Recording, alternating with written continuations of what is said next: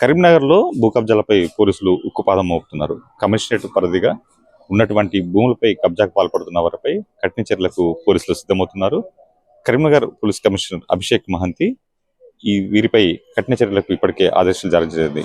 మొట్టమొదటిసారిగా కరీంనగర్లో భూ కబ్జాకు పాల్పడిన కార్పొరేటర్తో సహా మరో ఇద్దరిని కూడా పోలీసులు ఇప్పటికే రిమాండ్కు పంపించడం జరిగింది. సో మొత్తంగా కరీంనగర్లోని భగత్ నగర్ ప్రాంతంలో భూ కబ్జాకు సంబంధించిన ముగ్గురిని ఇప్పటికే జైలుకు పంపడంతో అటు కబ్జాకు పాల్పడినటువంటి అందరిలో కూడా ఒక భయం మొదలైంది. సో ఈ భూమికి సంబంధించినటువంటి ఒక ఇష్యూకి సంబంధించి బాధితులు మనతో ఉన్నాం. భగత్ నగర్ లో రాజిరెడ్డి అనే బాధితుడు ప్రస్తుతం మనతో ఉన్నారు. ఆయన అడిగి తెలుస్తుంది.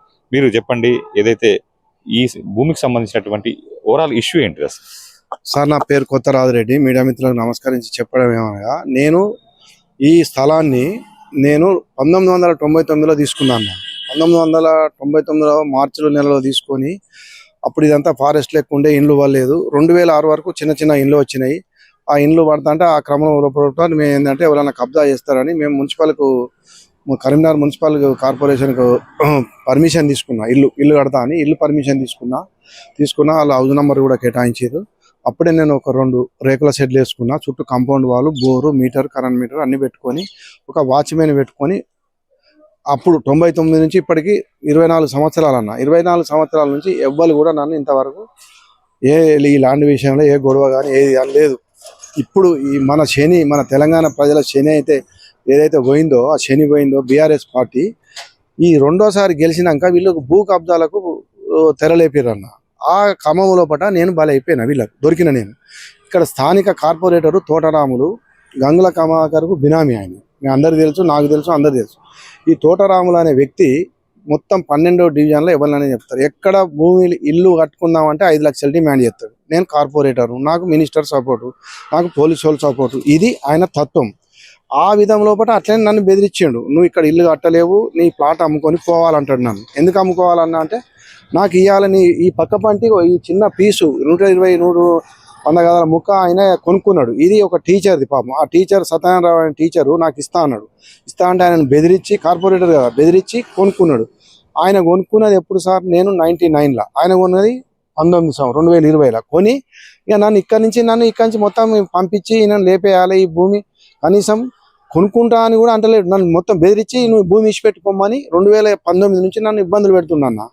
ఆ లోపల నేను రిటైర్డ్ అయినా, సింగరేన్లో రిటైర్డ్ అయ్యి తట్టబుట్ట చదువుకొని వచ్చి ఇక్కడ బ్యాక్లో ఒక ఇల్లు రెంట్ తీసుకొని ఈ ఇల్లు పర్మిషన్ మళ్ళీ రీఅప్లై చేసి టీఎస్బీ పాస్లో గౌరవ కేటీఆర్ పెట్టిన టీఎస్బీ పాస్లో గొప్పదని చెప్తారు కదా, అందులోపట పర్మిషన్ తీసుకోమంటే తీసుకున్న 21 రోజుల లోపల అప్రూవల్ అయింది.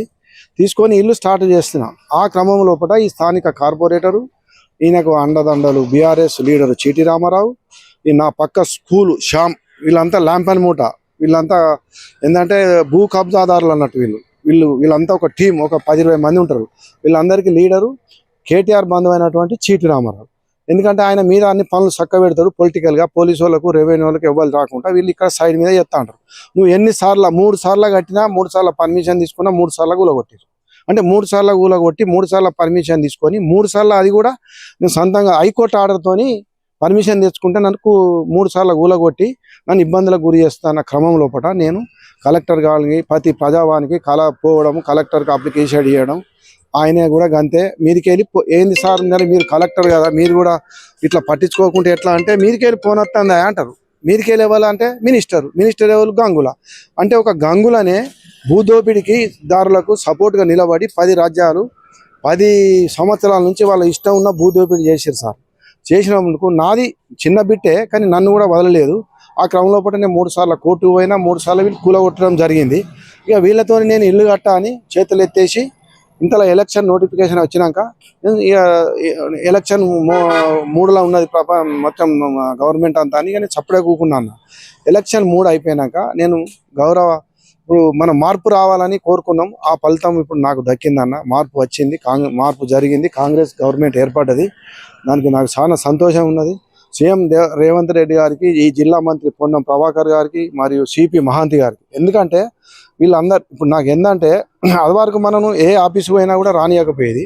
ఇప్పుడు డైరెక్ట్ నేను సీఎం ఆఫీస్కి పోయేంత నాకు ధైర్యం వచ్చింది. ఆ క్రమంలో నేను ప్రజా దర్బార్ పంజగుట్టకు పోయినా. ప్రజా దర్బార్కి వెళ్ళి ప్రగతి భవన్కి వెళ్ళినా సార్. ప్రగతి భవన్లో నా అప్లికేషన్ నేను కాంప్లిమెంట్ పెట్టడం జరిగింది. ఇట్లా 3 సంవత్సరాల నుంచి నన్ను ఇబ్బంది పెడతారు, రిటైర్డ్ సింగరేణి కార్మికుని, సీనియర్ సిటిజన్ అని. అక్కడి నుంచి ఎమర్జెన్సీలా ప్రజావాణి అక్కడి నుంచి ప్రజా దర్బార్ నుంచి ఒక నాకు ఐఈడి నెంబర్ కేటాయించి ఆ ఐడి నెంబర్ను ఇక్కడ కర్నూలు ఫార్వర్డ్ చేసినట్టుగా నేను అనుకుంటున్నా. ఆ నంబర్ ప్రకారం మళ్ళీ నేను సిపి గారి ఆఫీసులో కాంప్లిమెంట్ ఇవ్వడం జరిగింది. సిపి ఇన్ని సంవత్సరాలుగా మీరు వారితో ఇబ్బంది పడ్డ పరిస్థితి ఉంది. సో మొత్తానికైతే మీకు కొత్త కమిషనర్ కావచ్చు, తర్వాత పోలీసుల సహకారం ఈ విషయంలో ఎలా ఉంది? కొత్తగా ఏర్పడినటువంటి ఒక వింగ్ ద్వారా న్యాయం జరిగింది అనుకుంటా, కొత్త ప్రభుత్వం ద్వారా న్యాయం జరిగింది అనుకుంటున్నా. అసలు ఇప్పుడు ఏం జరిగింది? ఇప్పుడు ఇక రీసెంట్ గా కహానాన్ని తెచ్చిపెడితే ఇప్పుడు ఏంటంటే నేను ప్రజా దర్బార్ పోయిన వెంటనే అక్కడి నుంచి నేను మళ్ళీ సిపి గారి కర్నారికి వచ్చిన సార్. కర్నారి అభిషేక్ మహంతి సార్ వచ్చిండని నేను ఆయన గురించి ఆయన చాలా స్ట్రిక్ట్ ఆఫీసర్ అని తెలుసుకొని వెంటనే నేను పోయి నా ప్రాబ్లం చెప్పుకున్నా, నా అప్లికేషన్ అన్ని పుటప్ చేసిన. ఇట్లా 3 సంవత్సరాల నుంచి ఇబ్బంది పెడుతుంటానగానే వెంటనే ఒక సిట్ ఏర్పాటు చేసిండు. నా కేసు ఏసీపీ మాధవ్ కప్ప చెప్పిండు. ఆ సిట్కు పోయి కలమని చెప్పిండు. వెంటనే వాళ్ళ మీద విచారణ చేసిర్రు. ఇదంతా ఇది జరగడానికి మెయిన్ కారణం కాంగ్రెస్ గవర్నమెంట్ వచ్చినందుకు పేదలకు ప్రతి ఒక్కరికి న్యాయం జరుగుతుంది. ఆ ఫలితం తోడు నాకు ఇప్పుడు దొరికింది. నేను ప్రజా దర్బారు వెళ్ళడం, రేవంత్ రెడ్డి గారు సీఎం అయిన వెంటనే ప్రజలతోని నేను కలిసి ప్రజల విన్నపాలు, ప్రజల కష్టాలలో నేను ఉంటానని చెప్పిండు. సీఎం రేవంత్ రెడ్డి గారు కూడా నా ధన్యవాదాలు. నేను ఒక రిటైర్డ్ సింగరేణి కార్మికునిగా, తెలంగాణ ఉద్యమకారునిగా నేను చెప్తాను సార్. ఇప్పుడు వచ్చిన గవర్నమెంట్లో పేదవానికి అందరికీ న్యాయం జరుగుతుంది. ఆ క్రమంలో పట్టినే సిపి గారికి కలవడం, ఏసీపీ గారికి నా కేసు సిట్కు ట్రాన్స్ఫర్ చేయడం, ఎంక్వైరీ చేయడం ఇవన్నీ జరిగిపోయినాయి. దానికి గాను సిపి గారికి మరొకసారి నా ధన్యవాదాలు తెలియజేసుకుంటున్నా. మెయిన్ ఈ జిల్లా మంత్రి పొన్నం ప్రభాకర్ గారు, మా ఎమ్మెల్యే హుస్నాబాద్ ఎమ్మెల్యే ఆయన కూడా కలవడం జరిగింది. ఎమ్మెల్యే కాకముందటి నుంచి నేను కలుతున్నా. రెడ్డి నేను ఎమ్మెల్యే అయితే వెంటనే నీకు సమస్య పరిష్కారం చేస్తా అన్నాడు, చేసిండు. ఆయనకు ప్రత్యేక ధన్యవాదాలు. ఇంకోటి ఏంటంటే సార్, ఈ బీఆర్ఎస్ పాలనలో పట్ల సామాన్యుడు ఇల్లు కట్టుకోలేని పరిస్థితి. అంటే ఫైనల్ ఒకటి చెప్పండి, మొత్తానికైతే ఈ భూగర్భ సంబంధించి మీకు న్యాయం జరిగిందని మీరు భావిస్తున్నారు. సో ఇప్పుడున్న పరిస్థితుల్లో సిపి గారు చేసిన చర్యల వల్ల సామాన్యులకు ఒక భరోసా వస్తుందని మీరు అనుకుంటున్నారు? ఇప్పుడున్న పరిస్థితుల లోపల, ఇప్పుడు ఉన్న కాంగ్రెస్ గవర్నమెంట్ లోపల, ఇక్కడ కరీంనగర్ లోపల మెయిన్ ప్రత్యేకించి చెప్పేది ఏంటంటే, ఈ సిపి అభిషేక్ మహంతి గారు వచ్చినందుకు పేదల ప్రజలు, నార్మల్ ప్రజలు, మధ్యతరగతి వాళ్ళు అందరూ ఇల్లు కట్టుకోవడం కానీ, ఇంకా లా అండ్ ఆర్డర్ కానీ ఏది కానీ అందరూ సంతోషం వ్యక్తం చేస్తుండ్రు. సారు పక్క కంపల్సరీ న్యాయం చేస్తాడని నమ్మకంలో ఉన్నారు. ఇంకా నాలాంటి బాధితులు చాలా మంది బయటకు వస్తాను సార్. ఇప్పుడు తేలగుట్టపల్లి ఇల్లు కూలగొట్టిర్రు, అక్కడ ఇక్కడ పెద్ద వీళ్ళు హరాస్మెంట్ పాలన చేసారు సార్. వీళ్ళు బీఆర్ఎస్ పాలన అంటే ఇక ఘోరం అది సార్, హరాస్మెంట్ పాలన.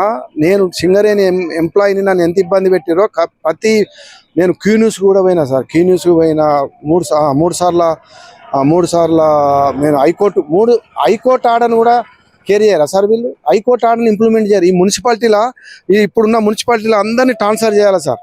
ఆ నవీను, ఆ ఏసీపీ భానుచందర్ ఆయనకు నడవనే రాదు. ఆ గవర్నమెంట్ వెహికల్ వేసుకొని వచ్చి ఇల్లు కూలగొట్టిపోతాడు. వాళ్ళకు డబ్బులు ఇచ్చినామనుకో నడి రోడ్డు మీద ఇల్లు కట్టుకొని ఇస్తారు. అట్లా నేను ఒక 10-20 ఇండ్లు పర్మిషన్ లేని కడతాను. అవన్నీ నేను బయట పెడతా. 3 సార్లు నా ఇల్లు కూలగొట్టినందుకు మున్సిపల్ కమిషన్ వాళ్ళు, మేయరు తల దించుకోవాలి. మేయర్ ఏం చేస్తాడు, ప్రజలతో ఎన్నుకున్న మేయరు నేను పోతే నీకు కేసు ఉన్నాయట కదా అని అంటాడు. ఎందుకంటే ఈ చీటి రామారావును మేయర్ బంధువులు, వీళ్ళంతా ల్యాంపెన్ మూట, వీళ్ళు దోపిడిదారులు, వీళ్ళు ప్రజాప్రతినిధి కాదు. ఈ మేయర్ కానీ, ఈ కేటీఆర్ కానీ వీళ్ళందరూ చీటి రామారావుకు సపోర్ట్ చేసుకుంటూ చాలా ప్రజల రక్త మాంసాల మొత్తం పిండి రక్తం చేసారు సార్. వీళ్ళని ఎంత తక్కువ మాటలు అంటే అంత మనకే విలువ జరుగుతుంది. మేయర్ గారి దగ్గర 10 సార్లు పోయి కలిసిన నేను, సీనియర్ సిటిజన్. కలిస్తే మేయర్ ఏమంటాడు, కోర్టు ఉన్నదంటాడు. అరే మంచి ల్యాండ్ను పాత ఇల్లు మీ గవర్నమెంట్లో పాత ఇల్లు నింపి కొత్తది కట్టుకోవద్దా సార్ అంటే, ఇగో బెల్లు కొట్టి కంచి నేను బయటకు పంపా అంటాడు. అంత అహంకారమా సార్ వీళ్ళకు? ఈ ప్రజల ఉసురు తలిగి మొత్తానికి నాకు కాంగ్రెస్ గవర్నమెంట్, సీఎం రేవంత్ రెడ్డి గారు, మా మంత్రి పొన్నం ప్రభాకర్ గారు, వీళ్ళందరూ, సిపి అభిషేక్ మహంతి గారికి నేను ఆయనకు ఎన్నిసార్లు థ్యాంక్స్ చెప్పినా నాకు రుణం తీరదు. ఎందుకంటే నేను పేషెంట్ చేసిరు వీళ్ళు 3 సంవత్సరాలు. ఇది మొత్తానికి కరీంనగర్ జిల్లా కేంద్రంలో వివాదాస్పదంగా మారినటువంటి ఒక భూ కబ్జాకు సంబంధించి పోలీసులు కఠిన చర్యలు తీసుకోవడం, అదే విధంగా ఒక ముగ్గురిని జైలుకు పంపడంతో మొత్తంగా ఇటు కరీంనగర్ జిల్లా వాసులు, అదేవిధంగా కమిషనరేట్ పరిధి ఉన్నటువంటి ఎవరైతే సామాన్య ప్రజలు ఉంటారో వారికైతే ఒక ఆశలు